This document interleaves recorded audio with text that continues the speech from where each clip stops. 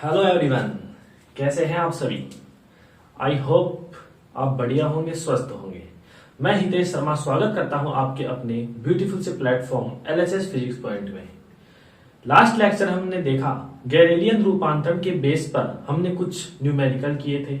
हालांकि दो ही न्यूमेरिकल थे, लेकिन वो अपने आप में ही एक इंपॉर्टेंट न्यूमेरिकल थे। ठीक है, आगे के जो कुछ न्यूमेरिकल हैं वो जो आज हम थ्योरी पढ़ेंगे पिछले आने वाले एक दो दिनों में, उनसे रिलेटेड है। तो हम लास्ट के जब चैप्टर फिनिश होगा तब हम भी और भी न्यूमेरिकल करेंगे।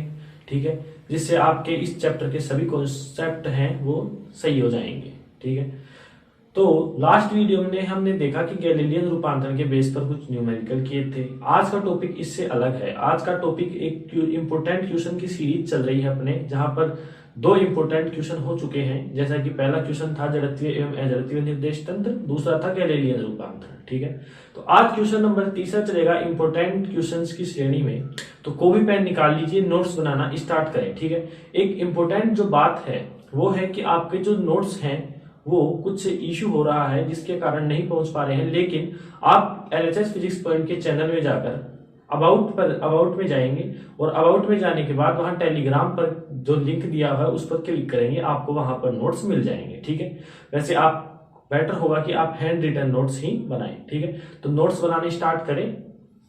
आइए अब हम आज का जो इंपोर्टेंट जो टॉपिक है, हमारा क्वेश्चन है वो है, सिद्ध कीजिए कि गैलीलियन रूपांतरण के अंतर्गत विस्थापन निश्चय रहता है। ठीक है, अब आपको पहले ही मैंने बता दिया कि गैलीलियन जो रूपांतरण था उसने जड़त्वीय निर्देश तंत्र लिए थे, यानी उनका वेग क्या रहता था, नियत रहता था। ठीक है, तो ये क्वेश्चन जो बोल रहा है वो सिद्ध करवा रहा है कि सिद्ध कीजिए कि गैलीलियन रूपांतरण के अंतर्गत जो अपना कण है उसका विस्थापन निश्चय रहता है। ठीक है, तो अब हम इसको आसानी से समझेंगे। इंपोर्टेंट क्वेश्चन है, बिल्कुल इजी वे से हम समझने वाले हैं। तो सबसे पहले हम इसका आंसर लिखेंगे। आंसर के अंदर मैं आपको सबसे पहले इसका डायग्राम समझाऊंगा। जैसे ही आपका डायग्राम समझ में आ जाता है, बिल्कुल पूरा क्वेश्चन समझ में आ जाएगा। ठीक है, तो डायग्राम में हम सबसे पहले देखेंगे, हम वही गैलीलियन का नाम आते ही समझ जाना कि हमारे को दो निर्देश तंत्र लेने हैं जड़त्वीय। कौन कौन से, एस और एस डैश।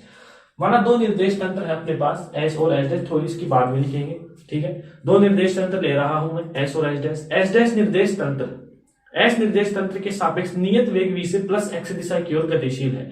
इसका जैसे ही मैंने सेंटेंस बोला, आपका डायग्राम याद आ रहा होगा कि किस प्रकार का डायग्राम बनेगा जब एस डैश निर्देश तंत्र के सापेक्ष नियत वेग v से प्लस x दिशा की ओर गतिशील है। देखिए डायग्राम कुछ इस प्रकार से अपने पास बनेगा। ये है एस निर्देश तंत्र।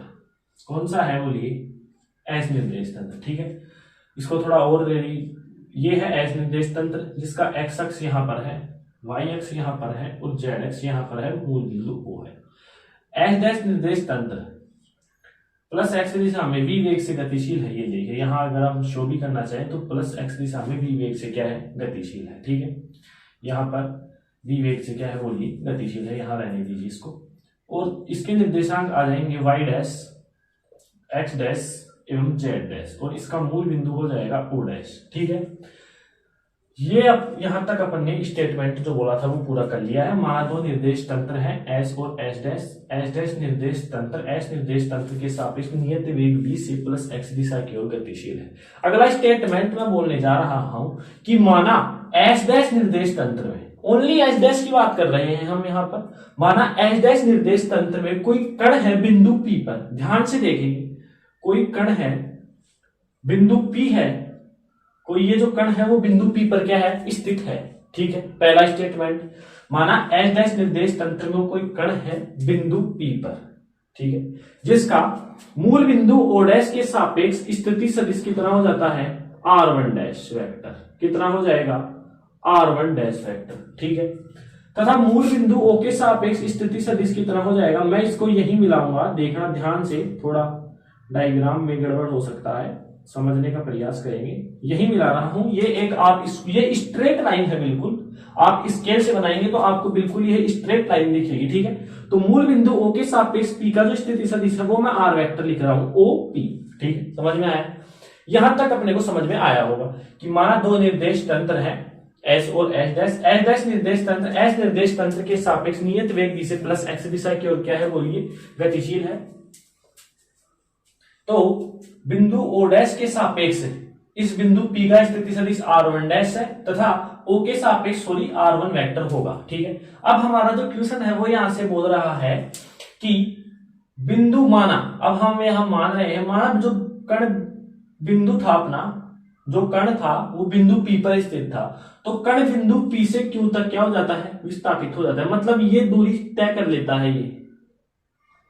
ठीक है, जो कण है ना अपना ये वाला, ये बिंदु Q इतनी दूरी तय कर लेता है।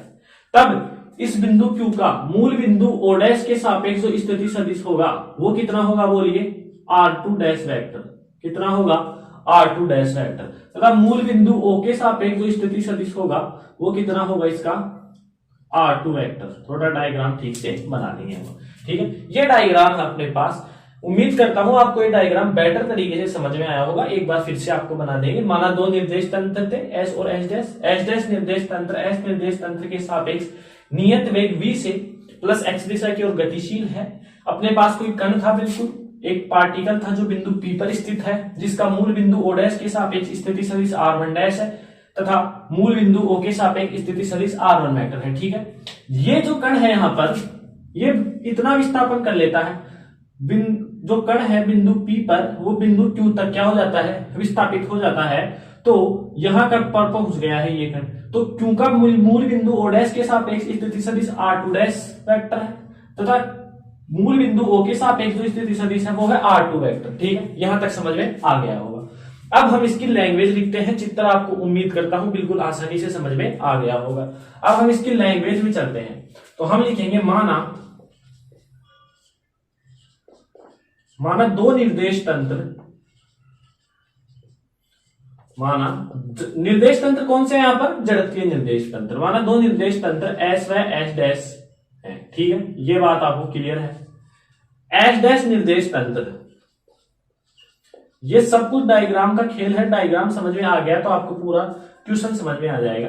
एस डैश निर्देश तंत्र, एस निर्देश तंत्र के सापेक्ष, एस डैश निर्देश तंत्र, एस निर्देश तंत्र के सापेक्ष नियत वेग v से, नियत वेग v से प्लस x दिशा की ओर गतिशील है, प्लस x दिशा की ओर गतिशील है। ठीक है, यहां तक समझ में आ गया होगा। बिल्कुल डायग्राम पर नजर रखेंगे। जो स्टेटमेंट लिखा है, माना दो निर्देश तंत्र है एस और एस डैश। एस डैश निर्देश तंत्र एस निर्देश तंत्र के सापेक्ष नियत वेग v से प्लस x दिशा की ओर गतिशील है। ठीक है, यहां तक अपने को समझ में आ गया। अब हम अगला स्टेटमेंट बिल्कुल डायग्राम है वैसा लिखेंगे। माना एस डैश निर्देश तंत्र में, माना एस डैश निर्देश तंत्र में, एस डैश निर्देश तंत्र में कोई कण बिंदु P पर स्थित है, कोई कण बिंदु P पर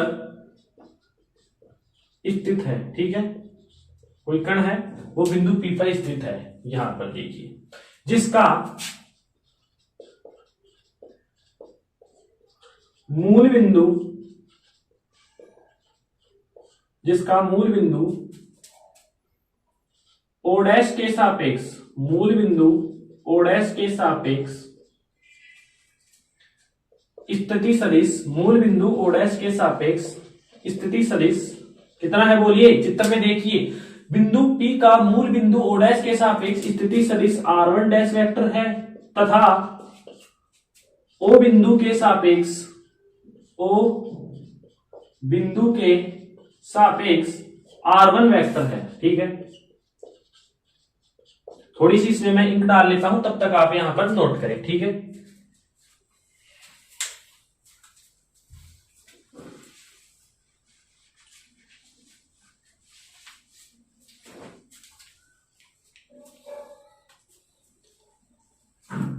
आगे देखिए, तो यहां तक अपन ने कर लिया है। ठीक है, बिल्कुल थ्योरी है, जैसा डायग्राम बना है वैसे हम थ्योरी कर रहे हैं। ठीक है, स्थिति सदिश r1 डैश है तथा O बिंदु के सापेक्ष r1 वेक्टर है। ये देखिए, O बिंदु के सापेक्ष r1।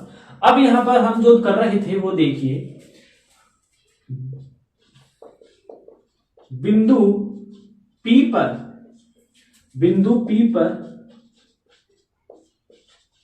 स्थित कण, देखिए बिंदु P पर स्थित कण बिंदु Q तक विस्थापित हो जाता है, बिंदु Q तक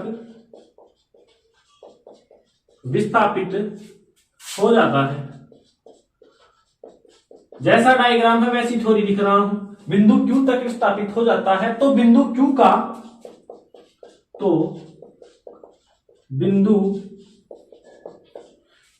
का मूल बिंदु O डैश तथा O के सापेक्ष स्थिति सदिश क्रम से आप बताएंगे Q तक चला गया अपना कण, यहां पर जो कण था वो Q पर पहुंच चुका है। अब तो बिंदु Q पर जो कण है उसका O डैश के सापेक्ष स्थिति सदिश कितना है, क्रमशः R2 डैश वेक्टर, ठीक है, तथा O के सापेक्ष कितना है बोलिए R2 वेक्टर, तथा R2 वेक्टर है। ये अपन ने जो डायग्राम बनाया है उसकी थ्योरी है, बिल्कुल इजी तरीके से डायग्राम है और इसकी डायग्राम की बिल्कुल थ्योरी यहां पर मैंने आपको समझा दी है, ठीक है। आगे चलिए, अब हम आगे क्या करने वाले हैं, इसमें एक त्रिभुज लेंगे हम। देखिए अब वही बात एच डैश निर्देश तंत्र में बताइए त्रिभुज कौन सा बन रहा है, ओ डैश पी क्यू। तो मेरे को ओ डैश पी क्यू में ये वाली वैल्यू चाहिए, तो आप बता देंगे R2 dash minus R1 dash. अब आपको इसका रीजन भी पता है कि ये कैसे आया। Lecture I think lecture number 3 के अंदर मैंने बता दिया था या 2 में शायद मैंने बता दिया था कि ये कैसे आया, त्रिभुज के सदिश योग के नियम से आया। ये कुछ इस प्रकार से ये है, किन्हीं भी दो क्रमागत भुजाओं का योग तीसरी भुजा के बराबर होगा, तो इसका मान कितना हो जाएगा, पी क्यू का मान एच डैश के लिए कितना हो जाएगा, तो मैं लिख सकता हूं पी क्यू डैश बराबर, या इसको मैं डी डैश बोल दूं, विस्थापन को मैं यहां डी से दर्शा रहा हूं, तो एच डैश निर्देश तंत्र का मेरे पास डी डैश हो जाएगा R2 डैश वेक्टर माइनस का R1 डैश वेक्टर। बिल्कुल आसानी से समझ में आया होगा आपको, ठीक है। तो अब मैं एच निर्देश तंत्र की बात बताऊंगा, फिर से बोल रहा हूं ओपी एक स्ट्रेट लाइन है, जब आप स्केल का उपयोग करेंगे तो ये एक स्ट्रेट लाइन बनेगी। तो अब त्रिभुज ले लीजिए ओ पी क्यू के अंदर, ये वही एक रेखा है, यहां पर ये हो गया, वही त्रिभुज लेंगे, दो क्रमागत भुजाओं का योग तीसरी के बराबर होगा, तो इसका जो विस्थापन मान रहा हूं मैं एस निर्देश तंत्र के लिए वो है डी, जिसका मान है R2 वेक्टर माइनस कितना बोलिए R1 वेक्टर। यहां तक आपको बिल्कुल इजी तरीके से समझ में आया होगा, एक बार फिर से आपको बता देंगे, ठीक है। तो यहां तक आप तुरंत उतारते जाएं। अब आगे देखिए, अब हम करने वाले हैं चित्रानुसार, इंपोर्टेंट है यहां से, चित्रानुसार एस निर्देश तंत्र में, या एच डैश की बात करें, चित्रानुसार एच डैश निर्देश तंत्र में, एच डैश निर्देश तंत्र में कण का विस्थापन। अब आपको पता है एच डैश निर्देश तंत्र में त्रिभुज के सदिश योग के नियम से निकाल चुके हैं, कितना है बोलिए, पी बिंदु पर जो कण था वो यहां गया, तो ये जो पी क्यू का मान आया पी क्यू डैश वो कितना है R2 डैश माइनस R1, यहां लिख दीजिए R2 डैश वेक्टर माइनस का R1 डैश वेक्टर। समीकरण नंबर इसको 1 दे दीजिए, ठीक है। इसी प्रकार एस निर्देश तंत्र के लिए, एस निर्देश तंत्र में कण का विस्थापन कितना हो जाएगा, चित्रानुसार R2 वेक्टर माइनस का R1 वेक्टर, समीकरण नंबर 2। समझ में आता है, ठीक है। आगे चलिए, यहां पर हमने विस्थापन देख लिया। अब हम यहां पर देखो, प्रश्न बोल रहा है गैलीलियन रूपांतरण, तो यहां पर सीधी सी बात है कि गैलीलियन रूपांतरण की कोई ना कोई टर्म यूज होगी, बिल्कुल होगी, क्योंकि गैलीलियन ही तो सिद्ध करवा रहा है कि सिद्ध कीजिए कि कण का विस्थापन क्या रहता है, बोलिए निश्चल रहता है। तो अब हम यहां पर गैलीलियन की टर्म लगाने जा रहे हैं, कुछ भी नहीं है, डायग्राम बनाया, इसकी थ्योरी लिखी है, बस। इसके बाद ये भी डायग्राम की ही थ्योरी है। अब हम नया करने वाले हैं इसमें गैलीलियन रूपांतरण संबंध से, गैलीलियन रूपांतरण से। सबको पता है, आपको जिसने भी लास्ट के 2 लेक्चर देखे उनके क्लियर होगा। गैलीलियन रूपांतरण संबंध से हम जानते हैं स्थिति रूपांतरण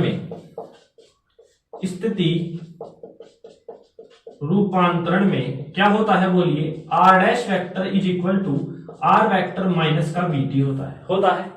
तो अब हम ये जो फॉर्मूला आया था, जो डेराइव किया था हमने, वो हम इनके लिए लगाएंगे, बिंदु P के लिए और बिंदु Q के लिए। तो देखिए बिंदु P के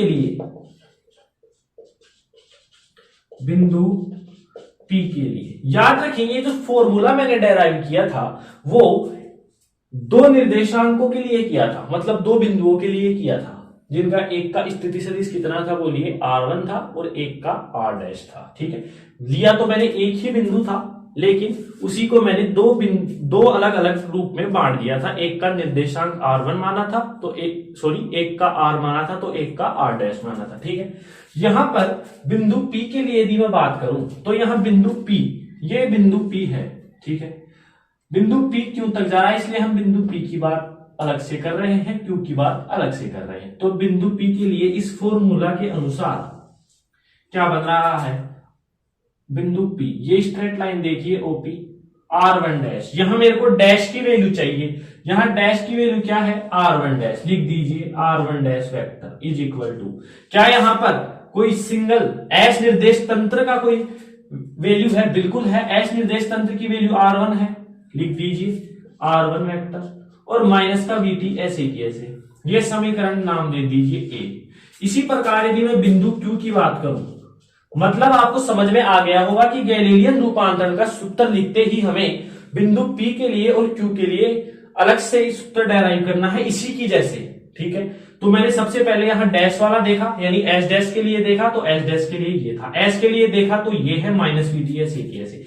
बिंदु Q के लिए आप आसानी से बता देंगे, बिंदु Q के लिए एस डैश में कितना है, r2 डैश वेक्टर माइनस का एस में कितना है, r2 वेक्टर, और माइनस का वीटी ऐसे की ऐसे, समीकरण B। अब हम समीकरण B माइनस समीकरण A कर रहे हैं। ठीक है, कर लीजिए, समीकरण B माइनस समीकरण A करेंगे तो यहां पर मेरे पास आएगा r2 डैश वेक्टर माइनस का r1 डैश वेक्टर, इस वाले में से इसको घटाएंगे इज इक्वल टू, इस वाले में से इसको घटाएंगे तो r2 वेक्टर माइनस का वीटी माइनस, यहां माइनस प्लस माइनस हो जाएगा r1 वेक्टर, और माइनस माइनस प्लस हो जाएगा वीटी, काटा कुटी मचा दीजिए, ये यहां से कैंसिल हो जाएगा। ठीक है, तो हमारे पास आता है यहां से r2 dash vector minus r1 dash vector is equal to r2 vector minus का r1 वेक्टर। क्या r2 dash vector minus r1 dash vector की वैल्यू d डैश है, बिल्कुल है।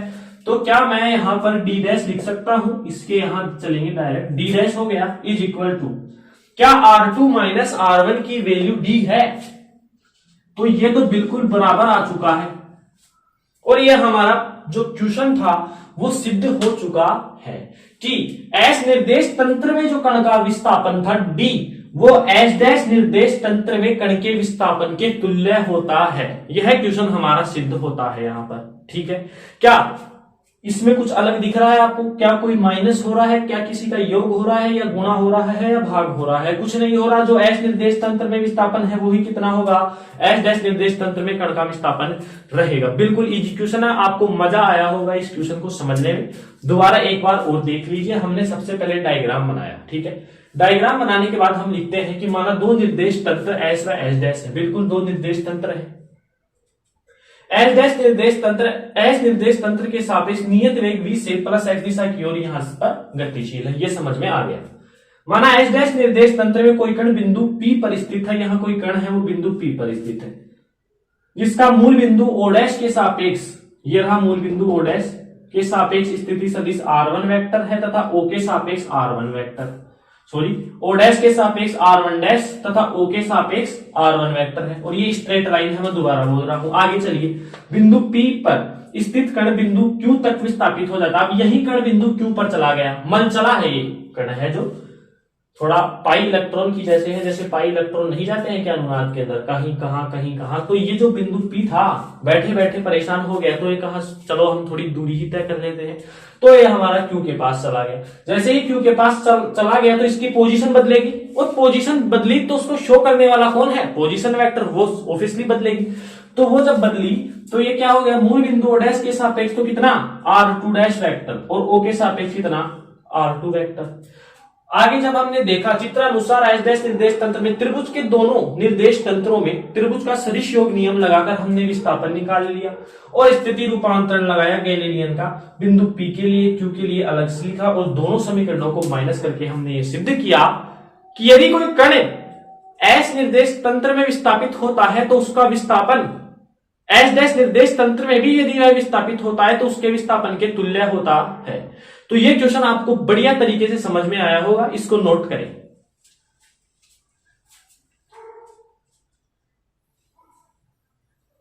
मिटा दे, चलिए।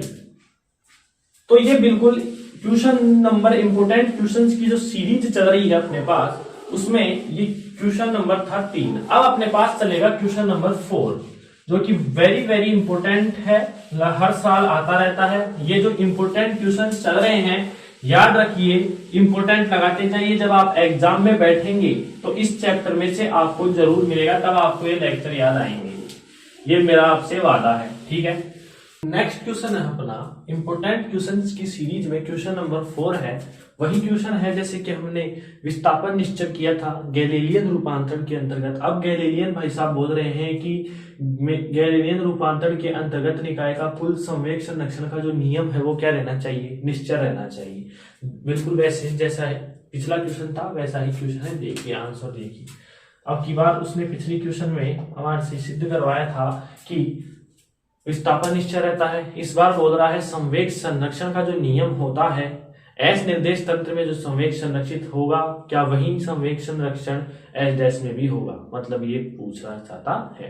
तो आंसर में हम सबसे पहले लिखेंगे, माना वही दो निर्देश तंत्र, सबसे पहले लिखिए हम मेरे साथ साथ, माना दो निर्देश तंत्र, कौन से निर्देश तंत्र होंगे, ये जड़त्वीय, माना दो निर्देश तंत्र एस व एस डैश है, ठीक है। वही एस डैश जो निर्देश तंत्र है वो एस निर्देश तंत्र के सापेक्ष, एस डैश निर्देश तंत्र, एस निर्देश तंत्र के सापेक्ष, एस डैश निर्देश तंत्र, एस निर्देश तंत्र के सापेक्ष, एस निर्देश तंत्र के सापेक्ष नियत वेग v से, नियत वेग v से प्लस x दिशा की ओर गतिशील है, प्लस x दिशा की ओर गतिशील है, ठीक है। ये टर्म सब में यूज हो रही है, लगभग सभी क्वेश्चनों में इसका उपयोग हो रहा है। दो ही निर्देश तंत्र ले ले हैं, वो जड़त्वीय ही निर्देश तंत्र है, एक निर्देश तंत्र दूसरे निर्देश तंत्र के सापेक्ष नियत वेग v से प्लस x दिशा की ओर क्या है, गतिशील है। तो सबसे पहले अब इस क्वेश्चन को करने का मेथड देखेंगे। सबसे पहले देखिए एस निर्देश तंत्र की मैं बात कर रहा हूं, एस निर्देश तंत्र में कोई दो कण है मेरे पास, एस निर्देश तंत्र में संवेग संरक्षण लगाते हैं और फिर एस डैश में लगाएंगे, देखते हैं कि क्या एस डैश और एस निर्देश तंत्र में जो संवेग संरक्षण होगा वो क्या बराबर होगा। यानी एस निर्देश तंत्र में सबसे पहले हम संवेग संरक्षण नियम लगाएंगे, उसके बाद एस डैश में लगाएंगे, फिर हम गैलीलियन का वेग रूपांतरण लगाएंगे, वहां से कुछ वेग के मान आएंगे। यदि वो एस डैश निर्देश तंत्र के संवेग संरक्षण के नियम में मैं मान उनको रखूं तो मेरे पास एस का आ जाना चाहिए, तो अपने पास ये क्या रह जाएगा, संवेग संरक्षण। कुछ अटपटा लग रहा होगा, अभी आपका सब कुछ क्लियर हो जाता है। एस निर्देश तंत्र की बात कर रहा हूं जिसमें कोई दो कण है, ठीक है, जिनका द्रव्यमान क्या है, जिनका द्रव्यमान क्रमशः पहले कण का तो है m1, दूसरे का है m2, m1 वह क्या है, m2 है, ठीक है। दो कण है इस निर्देश तंत्र में जिनका द्रव्यमान क्रमशः m1 व m2 है। यहां से छोटा सा मैं डायग्राम से आपको बता रहा हूं कि ये अभी रफ कर देंगे इसको, ठीक है, आराम से बड़े डायग्राम से समझिए। ये कोई एस निर्देश तंत्र है, ठीक है, जिसमें कोई दो कण है। कहना क्या चाहता है ये पर्सन, ये रैंडमली कहीं पर भी हो सकते हैं ये दो कण, ये जैसे जरूरी नहीं कि यहां है, एक यहां हो सकता है, एक यहां, एक यहां, एक यहां, ठीक है। दो कण है जिनके द्रव्यमान है m1 व m2, ठीक है। टक्कर से पूर्व, टक्कर से पूर्व, अब आप मेरे को बताएंगे निर्देश तंत्र जो है ये 3D है, स्पेस में होता है, ठीक है। तो यहां पर बहुत सारे कण होंगे इस निर्देश तंत्र में, लेकिन मैं पर्टिकुलरली दो निर्देश तंत्र, सॉरी, दो कणों की बात कर रहा हूं जिनका द्रव्यमान m1 व m2 है, ठीक है। तो टक्कर से पूर्व, जब ये दोनों कण आपस में टक्कर नहीं कर रहे हैं, उससे पूर्व इनका जो वेग है वो क्रमशः टक्कर से पूर्व, सॉरी, टक्कर से पूर्व इन कणों का वेग, इन कणों का वेग क्रमशः u1 वेक्टर व u2 वेक्टर है।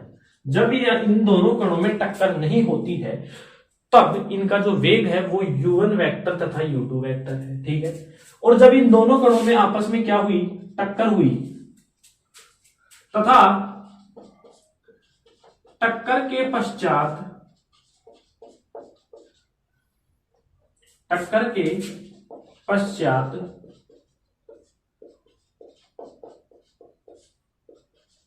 कणों का वेग चेंज होकर क्रमशः v1 वेक्टर व v2 वेक्टर हो जाता है, v2 वेक्टर हो जाता है। ये है एस निर्देश तंत्र की बात, ठीक है। मेरे पास दो कण थे, m1 और m2, उनका द्रव्यमान था, टक्कर से पूर्व उनका वेग u1 व u2 था। जैसे ही उनमें टक्कर हुई, भ्रंत हुई, तो उनका वेग चेंज होगा और v1 v2 होगा। सीधी सी बात है, टक्कर लगेगी तो वेग चेंज होगा। मान लो आप 40 किलोमीटर प्रति हावर्स से बाइक से जा रहे हैं, किसी ट्रक में आप भिड़ते हैं तो आपका वेग 80 हो जाएगा क्या? नहीं होगा, उससे कम होगा, ठीक है, कम हो जाएगा, 0 हो जाएगा, तो मतलब कम हुआ। तो कम को हम v1 v2 से भी दर्शा सकते हैं, ठीक है। यदि आप बाइक पर जा रहे हैं, आपके पीछे से किसी ने टक्कर दे दी, तो आपका 40 की जगह 140 भी हो सकता है, यानी बढ़ जाएगा। दोनों ही बातें, तो ये आपको समझ में आया होगा कि एस निर्देश तंत्र में दो कण है जिनका द्रव्यमान m1 m2 है। इन कणों का वेग क्रमशः टक्कर से पूर्व तो कितना हो जाता है, बोलिए, u1 u2 हो जाता है, तथा टक्कर के बाद कितना हो जाता है, v1 v2 हो जाता है। अब हम इसको रफ कर देते हैं, इस डायग्राम को समझाने के लिए लिया था ये बिल्कुल। तो यहां पर संवेग संरक्षण का नियम एस निर्देश तंत्र के लिए, अतः संवेग संरक्षण के नियम से, अतः संवेग संरक्षण के नियम से, संवेग संरक्षण का नियम हम जानते हैं, P बराबर होता है mv, ठीक है। तो यहां पर क्या हो जाएगा, m1 द्रव्यमान के लिए कितना हो जाएगा, m1, उसका वेग कितना है टक्कर से पूर्व, u1 वेक्टर प्लस m2, दो कण है जिनके वेग टक्कर से पूर्व कितने हैं, u2 वेक्टर, ठीक है, इज इक्वल टू m1 का जो कण है उसका टक्कर के बाद वेग कितना है, v1 वेक्टर प्लस m2 कितना है, बोलिए, v2 वेक्टर। इस समीकरण दे दो a, ठीक है। ये आ गया अपने पास संवेग संरक्षण का नियम एस निर्देश तंत्र के लिए। इसी प्रकार एस डैश निर्देश तंत्र में, इसी प्रकार एस डैश निर्देश तंत्र में दो कण हैं जिनके द्रव्यमान, वही लैंग्वेज लिखेंगे बस, जहां एस की जगह एस डैश, द्रव्यमान की जगह द्रव्यमान निश्चल रहता है, m1 m2 ही रहेंगे, लेकिन वेग उनके u1 की जगह u1 डैश, u2 की जगह u2 डैश, v1 की जगह v1 डैश और v2 की जगह v2 डैश हो जाएंगे। इसी प्रकार एस डैश निर्देश तंत्र में दो कण हैं जिनके द्रव्यमान क्या है, सेम है, m1 व m2 है, तथा टक्कर से जो पूर्व वेग क्रमशः कितना है, u1 व u2 डैश है, तथा टक्कर के बाद क्रमशः v1 वेक्टर डैश तथा v2 वेक्टर डैश है, यहां वेक्टर लगा देंगे, ठीक है। अतः संवेग संरक्षण के नियम से, अतः संवेग संरक्षण नियम क्या हो जाएगा, m1 द्रव्यमान के लिए u1 dash vector plus m2 द्रव्यमान के लिए u2 डैश वेक्टर है, ठीक है। समझ में आ रहा होगा आपके लिए। v1 डैश जो s के लिए है, जो s निर्देश तंत्र के लिए किया है, सिमिलरली हम s डैश के लिए कर देंगे, बस केवल डैश लगा देंगे। समीकरण नंबर बी हो गया, ठीक है। यहां तक क्लियर हो चुका है आपके, तो आप यहां तक पहले नोट करें, थोड़ा आगे का क्वेश्चन है, ठीक है। कर दिया नोट, मिटा देते हैं। चलिए, तो आप हम यहां दो समीकरणों को तो रख लेंगे इनके। अब इनमें होगा क्या कि जैसे ही हम गैलीलियन रूपांतर लगाएंगे तो हमारे पास u1 dash, u2 dash, v1 dash, v2 dash के मान आएंगे। यदि हम इस समीकरण बी में रखेंगे तो हमारे पास यदि समीकरण ए आ गया तो हम समझेंगे कि संवेग संरक्षण का जो नियम है वो निश्चय रहता है। तो अब हम इन दोनों समीकरणों को रख लेते हैं अपने पास,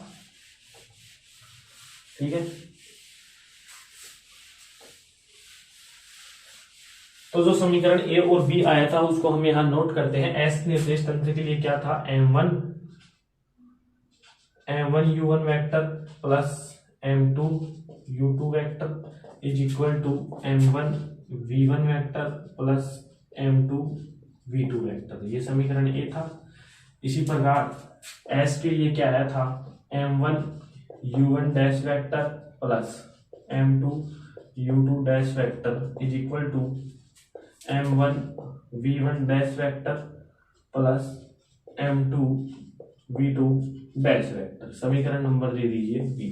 अब चूंकि ये बोल रहा है गैलीलियन रूपांतरण के अंतर्गत, मतलब गैलीलियन का कुछ ना कुछ अपने पास से रूपांतरण लगेगा।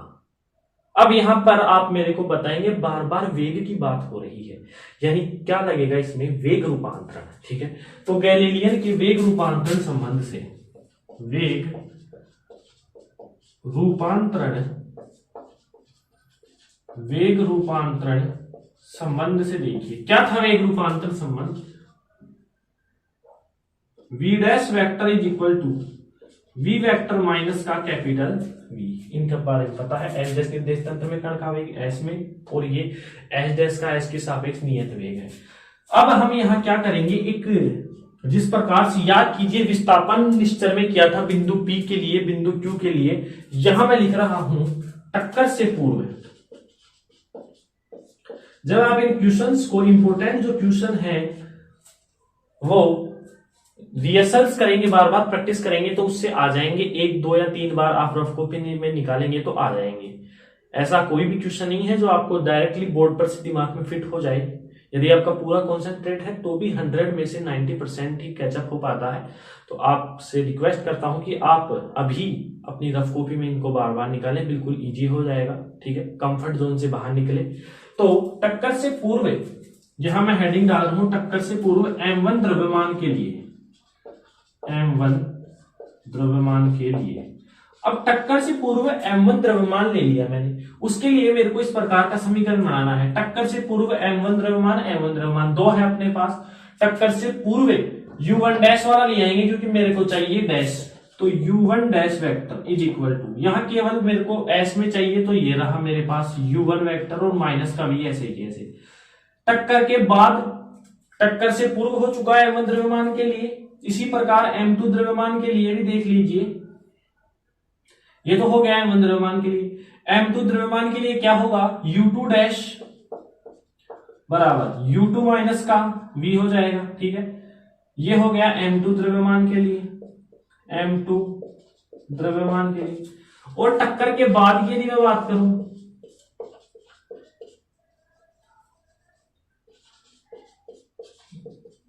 टक्कर के बाद m1 द्रव्यमान के लिए टक्कर के बाद वेग कितना हो जाता है, s डैश में v1 dash vector, v1 dash vector, s में कितना है v1 वेक्टर माइनस का कैपिटल v। और ये कौन से द्रव्यमान के लिए है, m1 द्रव्यमान के लिए। m2 द्रव्यमान के लिए कितना हो जाएगा, v2 डैश वेक्टर बराबर v2 वेक्टर माइनस का कैपिटल v, ऐसे कैसे, ये m2 द्रव्यमान के लिए। टोटल समीकरण अपने नंबर दे दीजिए, आप सी समीकरण दे दीजिए इसको, ठीक है। अब मेरे पास देखना ध्यान से, u1 dash, u2 dash, v1 dash, v2 dash की वैल्यू आ चुकी है, जो मैं समीकरण बी में क्या रख रहा हूं, मान रख रहा हूं। समीकरण बी से देखिए, अब समीकरण बी से, तो समीकरण बी क्या कहता है, हम ऊपर चलते हैं। यहां पर समीकरण बी में मान रखते हैं, समीकरण बी ऊपर ले आते हैं। समीकरण बी में मान रखने पर देखिए m1 ऐसे कैसे है, u1 डैश की वैल्यू कितनी है, u1 माइनस का v वेक्टर, ठीक है, प्लस m2 ऐसे कैसे है, u2 डैश की वैल्यू कितनी है, u2 वेक्टर माइनस का v is equal to m1, v1 dash की वैल्यू कितनी है, v1 माइनस का v, v1 वेक्टर माइनस का capital V plus m2, v2 dash की वैल्यू कितनी है, v2 वेक्टर माइनस का capital V, v2 vector minus का कैपिटल V, इन सबको गुणा कर दीजिए, m1 u1 vector minus m1v plus m2 u2 vector minus m2v is equal to m1 v1 vector minus का m1v plus m2 v2 vector minus का m2v। जो cut रहे हैं उनको काट देते हैं, यहां पर ये कैंसिल आउट हो जाएंगे, ठीक है। शेष क्या बचा, m1 u1 vector plus m2 u2 vector is equal to m1 v1 vector plus m2 v2 vector. क्या ये समीकरण ए है, क्या ये समीकरण ए है, बिल्कुल ये समीकरण ए आ चुका है और अपना ये जो क्वेश्चन है वो हेंस प्रूव्ड हो चुका है। अतः सिद्ध होता है कि गैलीलियन रूपांतरण के अंतर्गत निकाय का संवेग संरक्षण नियम का लागू होता है या निश्चल रहता है। ये अपना second question, question number 4 important questions की सीरीज में कंप्लीट होता है। उम्मीद करता हूं आपको ये क्वेश्चन भी समझ में आया होगा। जो 2 क्वेश्चन कराए हैं उनमें आपको ये याद रखना है कि गैलीलियन का कौन सा रूपांतरण लग रहा है। जिस प्रकार पहले वाले में स्थिति रूपांतरण लगा था, इस वाले में वेग रूपांतरण।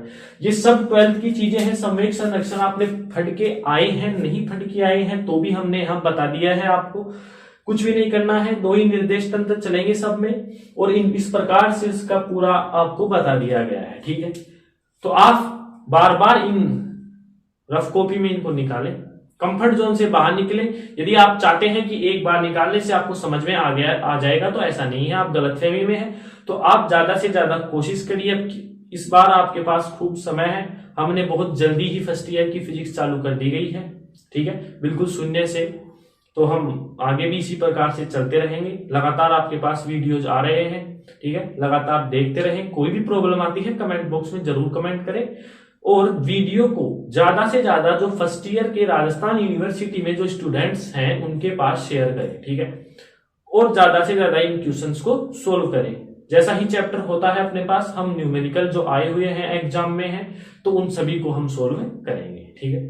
तो पढ़ाई करते रहें निरंतरता के साथ, लगातार वीडियोस देखते रहें, अपनी कमियां ढूंढते रहें और बताते रहें, कमेंट बॉक्स में लगातार कमेंट करते रहें, ठीक है। तो पढ़ाई करते रहें। All the very best. मिलते हैं अगले नए लेक्चर के साथ, नए जोश के साथ, ठीक है। Goodbye, take care.